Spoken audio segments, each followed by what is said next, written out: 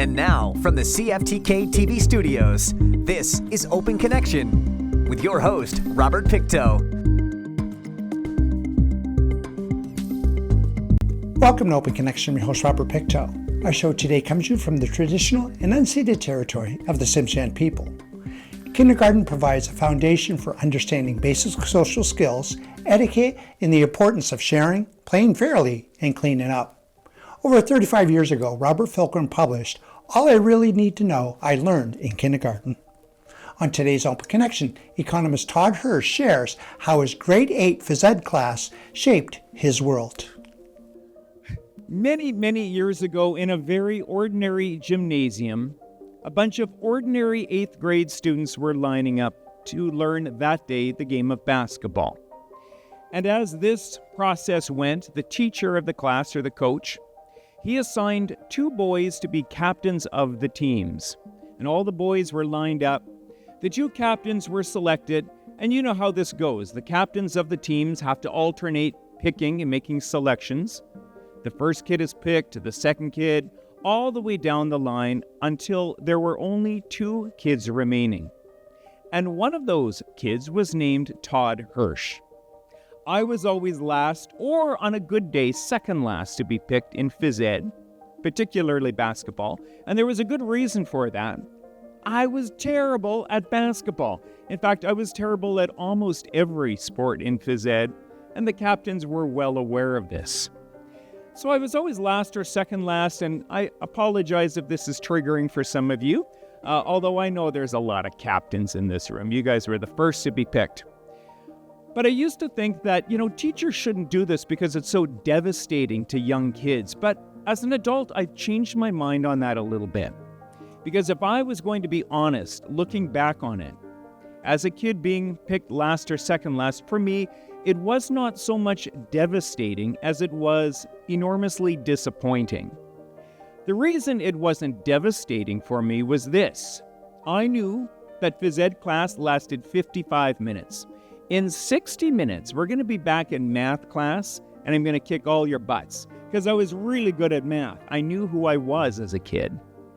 Now, you might be wondering, why is this economist talking about basketball and being picked last? Well, in fact, I want to convince you this morning that basketball and phys ed is just like the economy. In fact, I might want to subtitle my presentation, Everything I Learned About the Economy I Learned in Grade 8 Phys Ed.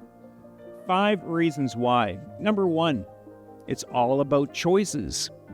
The 2 captains in the phys ed class, they had to make a selection. They had to make a series of choices about which kids they want on their team, and the more information they had about each kid, the better their decision was going to be.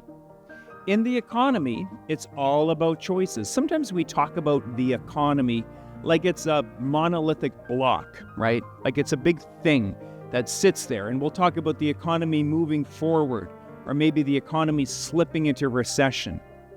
The economy is really nothing but hundreds of millions, perhaps billions, of choices taking place every minute. Do I buy this house or that house? Do I go with this contractor or that contractor? Do I buy this can of pop or that can of pop? It's all about choices. And as we know, the more information we have about those choices, the better our decisions are going to be.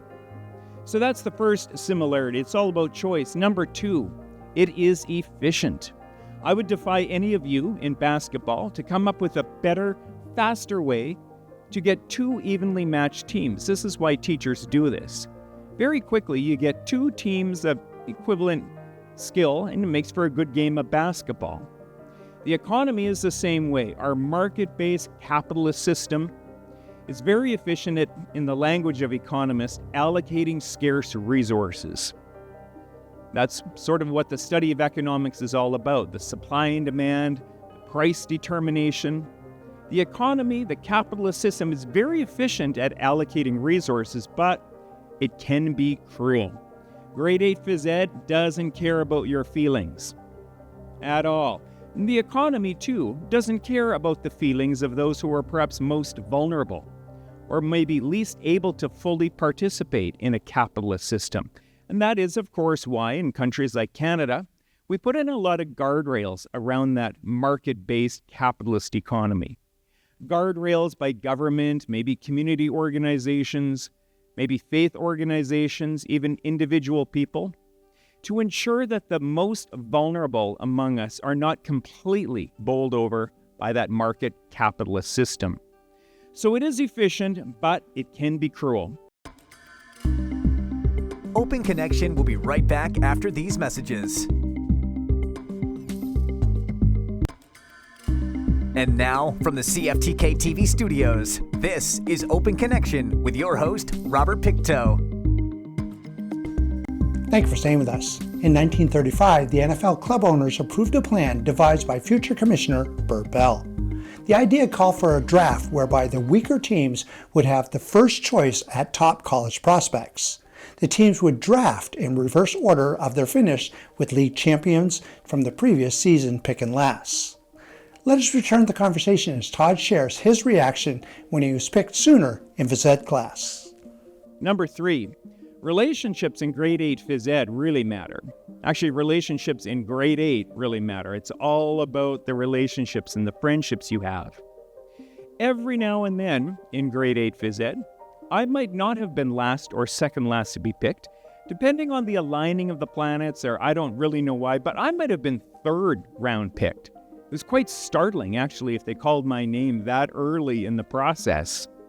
And if I was picked sort of middle of the pack, almost certainly the reason for that was the captain. I might have had some friend relationship with that kid. I might have helped that kid the day previous in science class connect his Bunsen burner. I might have helped him in math class calculate the area of a quadrilateral, and that, by the way, is how you do it. It is not straightforward. But I might have had a friend relationship with that kid, and that kid thought, well, Todd, he's terrible at phys ed. He's awkward and clumsy, but he's generally a likable guy. He's nice. And that captain might have expended a lot of his social capital in selecting me third or fourth round. Relationships matter. In the economy, relationships matter.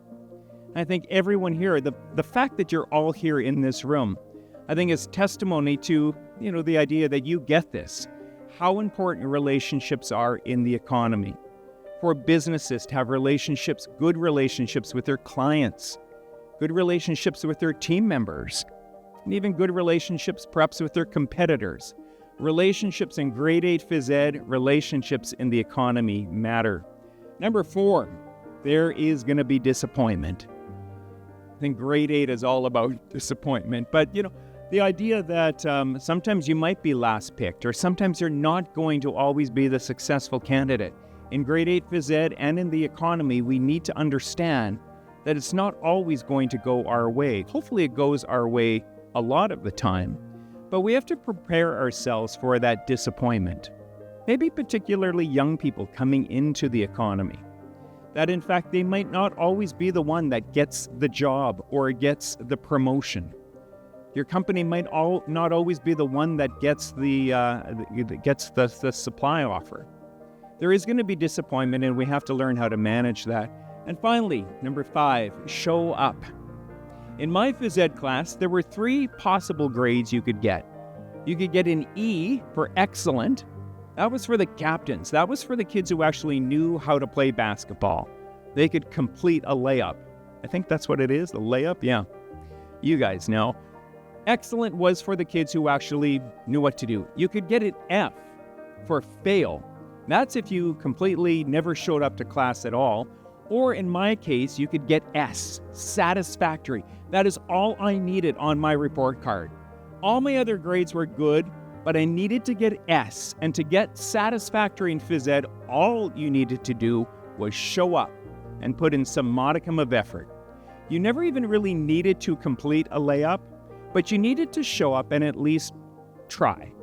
That's all I needed. In the economy, and I'm going to come back to this at the end, so I won't spend too much time on this right now, but in the economy, one of the most important things all of us can do is show up. Now, I want to be clear. If we're going to succeed in business, a lot of the time we're going to have to knock it out of the park, but there are going to be lots of things you're asked to do or expected to do as business leaders, as community leaders, that you're not always necessarily comfortable. It might not be your favorite thing. You might not be very good at it, but you've got to show up and try.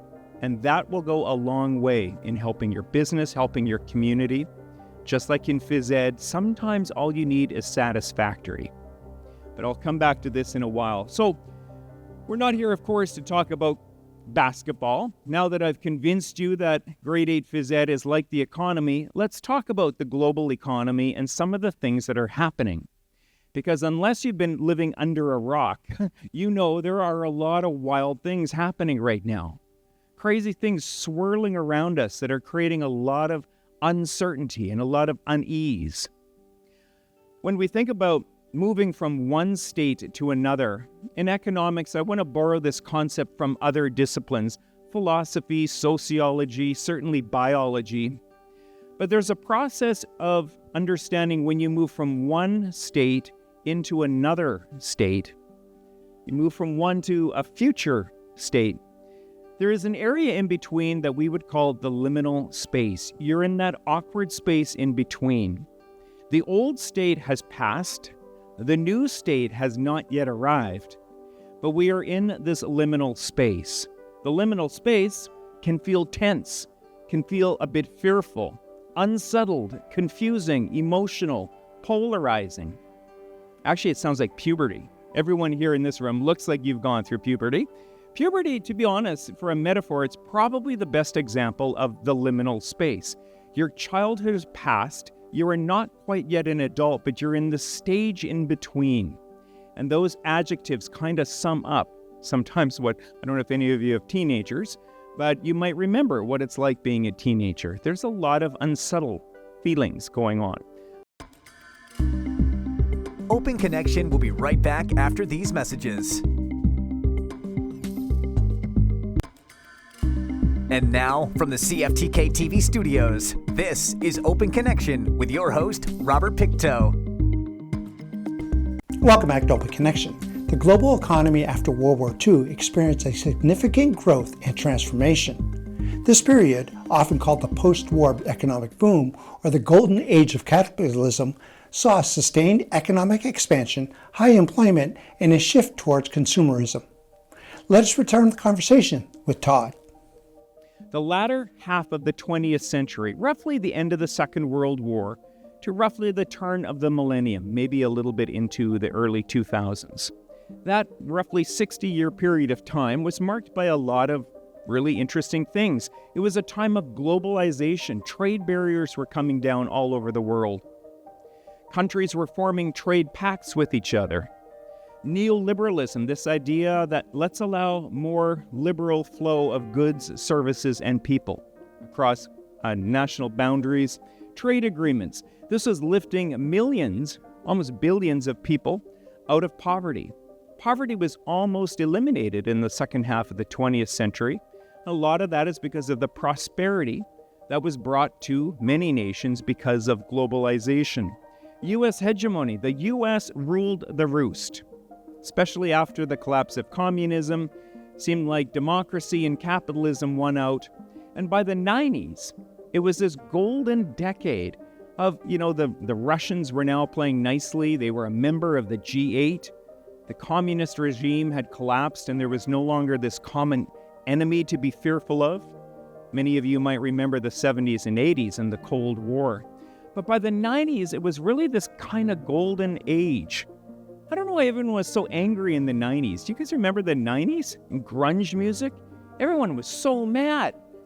What on earth were you mad about in the 90s? O.J. Simpson, and the Ford Bronco? That was the worst thing that was happening. That isn't exactly true. There were lots of terrible things happening, war in the Balkans, and I don't want to trivialize it. But the 1990s, for the economy, the global economy, it really did present this promise that capitalism and the American sort of hegemony has won out. Countries were getting along nicely, and the future seemed wide open. But then we move into, and it was good times for many, but then we move into this liminal space in our economy, which is where we're at now. Now, we're kind of seeing a reversal of globalization. We're seeing, if not de-globalization, we're at least seeing not as much enthusiasm for expanding global trade. We are seeing countries putting up trade barriers around themselves. In some cases, we're seeing countries putting up actual walls between themselves and other countries. We're seeing the United Kingdom pulling out of the European Union. It is a process of deglobalizing. We're also seeing some nationalism, a climate crisis. Now, global warming and the climate crisis does go back to the 20th century when we were already starting to understand this was happening. But today, we are talking about it in a language that is far more urgent than they ever were in the 20th century. Polarization on almost any topic you name, people are polarized. Geopolitics, which I'm going to get into. Technological worries, things like artificial intelligence. Democracy is under threat. In a lot of countries, especially the United States right now, capitalism is being questioned. It's uneasy times for many people. I think this sums up where we're at in late 2023. This liminal space, the old economic system and the old economic order of the 20th century is by and large gone, and we are now moving into something else, but we don't know what that looks like yet, and that is why it is feeling so uneasy at the moment. I want to suggest as we are moving through this liminal space in our economy, there are 5 main drivers that are sort of moving us through and creating all of this instability and uncertainty. I'm going to talk about these 5 drivers, and fasten your seatbelt because there isn't really a lot of good news, but I'm going to conclude with providing you some tools that you can use in your businesses, in your communities, even your individual lives, some tools to use to equip yourself as we navigate through this liminal space and into the new future economy.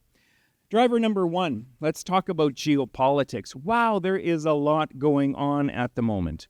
Now, I guess it's fair to say there's always been geopolitics in the world. There's always been war and conflict. But everything really changed in February of 2022, about a year and a half ago, when Russian tanks rolled into Ukraine. Now, again, it's not the first time we've seen military aggression, but it does mark the first time that we've seen one country, a former G8 country, purposely and actively invading a liberal democracy, the Ukraine. We hadn't seen this before, not since the early 20th century. Open Connection will be right back after these messages. And now, from the CFTK-TV studios, this is Open Connection with your host, Robert Pictou.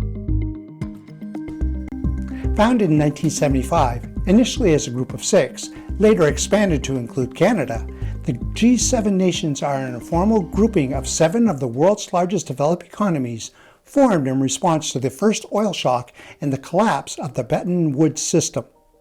In this final segment of Open Connection, Todd tells us about the BRIC.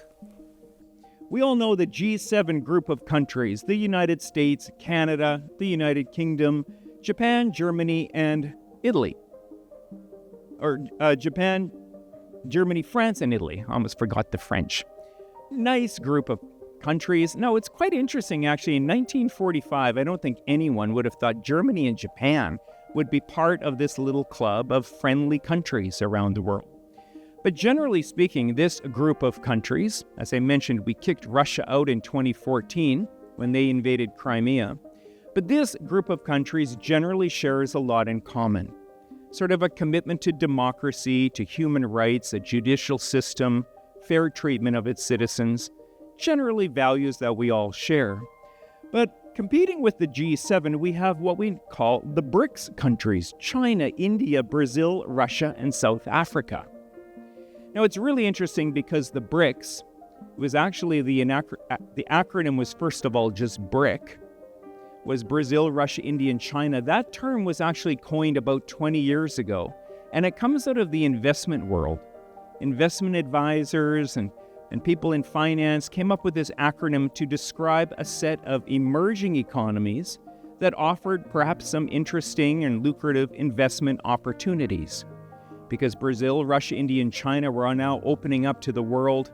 They were emerging, and there were lots of great investment opportunities. So this acronym BRIC actually comes from the world of finance. But in 2023, and they've added South Africa to make it BRICS.